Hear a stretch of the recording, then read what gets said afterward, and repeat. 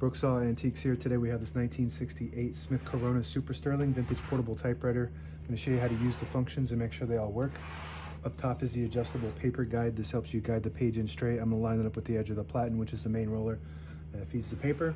Above that are the margins. This is your left margin. I'm going to set that around 2 and this right one around 75. It's about the length of a page. And next we're going to set the color selector.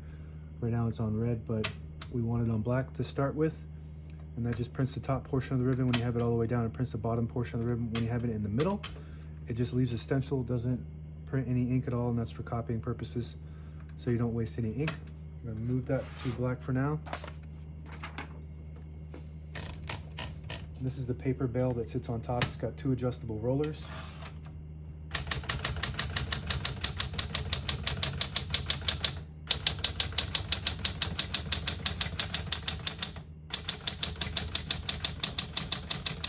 Once you hear the bell, you're at the end of the margin. You hit this line space, gets you back to the beginning, and skips 1, 2, or 3 spaces.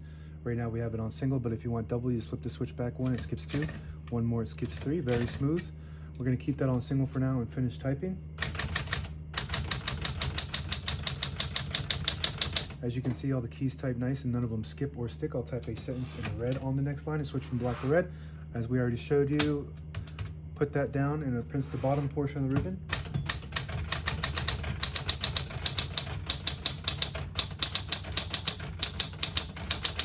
Beautiful typing machine. This is an excellent condition all around, cosmetically and functioning.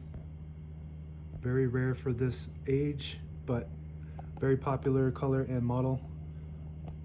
One of the most popular of all time, I believe, that I've had in stock is this exact model and color. To pull the page out easy, there's a switch on the right side. Flip it forward and it unlocks the rollers underneath the platen, allowing you to pull the page out easy or load thicker paper like carbon copy or cardstock. Make sure you flip that back before you load the next page or else it won't load correctly. And put that color back to black so next time we print, it prints black instead of red. Shift on each side and a shift lock on the left. To clear that, just hit the shift button again. Backspace above that, works good. Touch control to the left of that. Low, medium, and high. The higher you go, the more tension there is when you hit the keys. The lower you go, the less tension. You don't have to hit the keys as hard for them to print. Tab on the right side here. We got one set in the middle. To clear that, you just hit the CL button, go to the beginning, and now it just goes to the end. So we're going to set one in the middle again, so that way the next time the tab button gets hit, it doesn't go slamming all the way to the end, causing wear and tear on your typewriter. And I like to do that on all typewriters so that doesn't happen. And you can set as many tabs as you want on this model. MR below the tab right here is the margin release. When you get to the end of the margin, there's a mechanism that blocks you from typing, and if you hit that MR button, it'll allow you to go all the way to the end. That works good. I'm going to slide the hood open. All the brand new ribbon is on the left side, so it's pulling to the right. If you want to switch that direction, you flip where my left pointer finger is. This switch back, and it'll pull to the left. And let's test that. So it's going counterclockwise to the left. That's correct.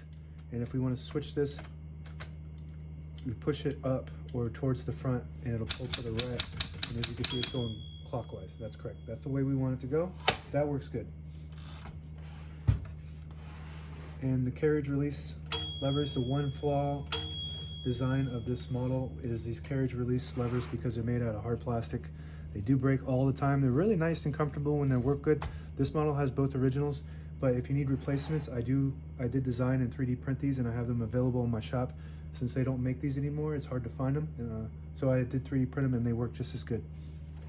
This model has the originals. They haven't broken off yet.